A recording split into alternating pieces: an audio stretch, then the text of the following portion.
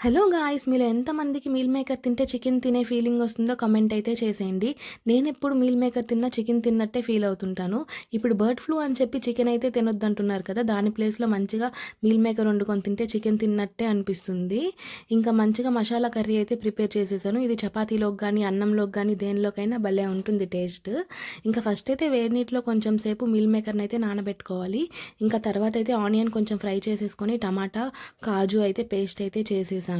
తర్వాత ఇవి కూడా కొంచెం ఫ్రై చేసుకోవాలి. కొంచెం ఆయిల్ వేసుకొని తర్వాత అందులో కొంచెం సాల్ట్, కారం, పసుపు అవన్నీ వేసుకొని పెరుగు కొంచెం వేసుకొని పట్టించి అయితే ఒక 5 మినిట్స్ ఉంచాలి. ఆ తర్వాత అంతలోపు ఆ మసాలాని అయితే వేపేసుకోవాలి. అది కొంచెం వేగినాక ఆయిల్ సెపరేట్ అయినప్పుడు మీల్ మేకర్ వేసేసుకోవడమే. చాలా ఈజీ ప్రాసెస్ కూడా చాలా త్వరగా కూడా అయిపోతుంది.